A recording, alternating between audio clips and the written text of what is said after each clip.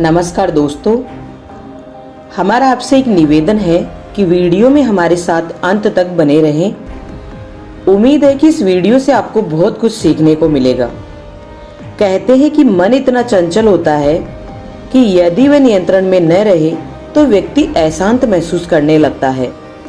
ये अशांति मन में एक पल में आने वाले सैकड़ों सवालों के कारण होती है और ये अशांति तब तक बनी रहती है जब तक कि व्यक्ति को मन में चल रहे सवालों का जवाब नहीं मिल जाता। ऐसे में तो यही लगता है कि मन को शांत रखना बेहद जरूरी है, लेकिन सवाल ये उठता है कि आखिर हम मन को शांत कैसे कर सकते हैं। गौतम बुद्ध के मुताबिक मन को शांत करने के लिए उसे समझना जरूरी है। मन को जानने का पहला चरण, इससे जुड़ी है गौतम बुद्ध की एक कहानी।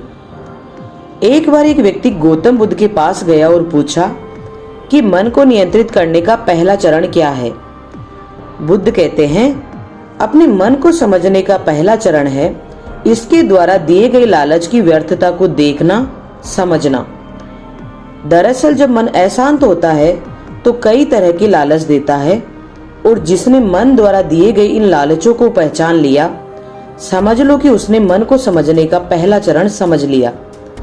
फिर व्यक्ति बुद्ध से पूछता है कि लेकिन हमें ये कैसे पता चलेगा हमारा मन हमें लालच दे रहा है और वह लालच व्यर्थ है। इसका जवाब देते हुए बुद्ध कहते हैं, अनुभव से। मनुष्य मन के लालच से जिस कार्य को अतिपूर्वक करता है उसमें उसे हानि ही होती है और हानि के बाद ही उसे अनुभव होता है।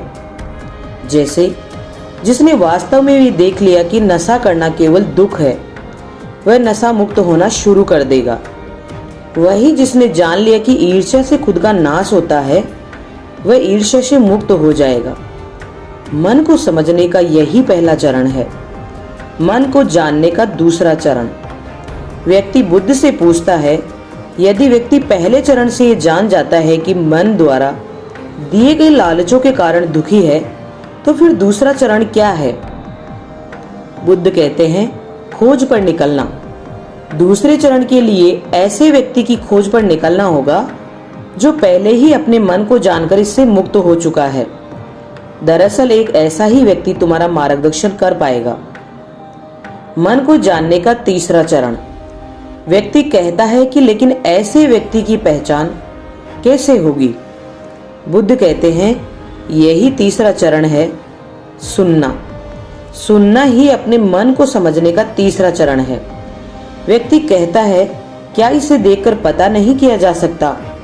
बुद्ध कहते हैं, देखने में कोई व्यक्ति बहुत शांत और अच्छा लग सकता है, लेकिन उसके मन के भीतर क्या है यह उसके शब्दों से ही पता चल सकता है।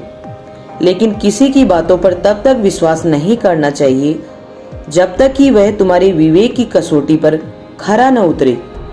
मन को जानने का चौथा चरण, गौतम बुद्ध कहते हैं कि कर्म ही मन को समझने का चौथा चरण है। खुद को जानने के लिए सही दिशा में कर्म करना जरूरी है, लेकिन कर्म करते हुए व्यक्ति हर बार दो गलतियां करता है। पहली गलती यह है कि शुरुआत ही नहीं करना और दूसरी गलती यह है कि पूरा रास्ता तय न करना। इन दोनों ही गलतियों के पीछे हमारा मन होता है। व्यक्ति अपने कर्म को पूरा इसलिए नहीं कर पाता क्योंकि वह सोचता है कि मैं कल से शुरुआत करूंगा तो कोई ये सोचता है कि मैं असफल हो जाऊंगा। इन गलतियों का मुख्य कारण है जागरूकता की कमी। इसके बिना मन व्यक्ति को सही दिशा में चलने ही नहीं देता। मन को जानने का पांचवा चरण, गौतम बुद्ध कहते हैं कि मन को जानने और समझने का पांचवा चरण है जागरूकता। इसलिए हर कार्य को जागरूकता के साथ करें।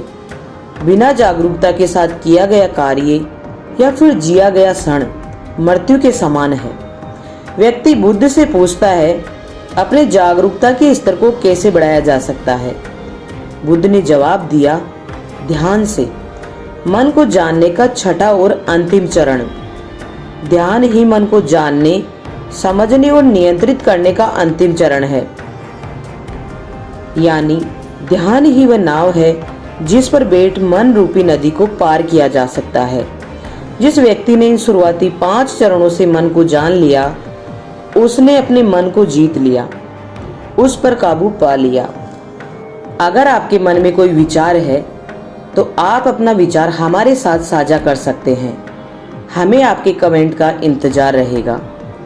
अगर आपको हमारा ये वीडियो पसंद आया है तो प्लीज़ इसे लाइक करें और अपने दोस्तों के साथ शेयर करें। साथ ही हमारे YouTube चैनल को सब्सक्राइब करना ना भूलें। मिलती हूँ ऐसी ही एक नई जानकारी के साथ। तब तक अपना ख्याल रखिए। धन्यवाद।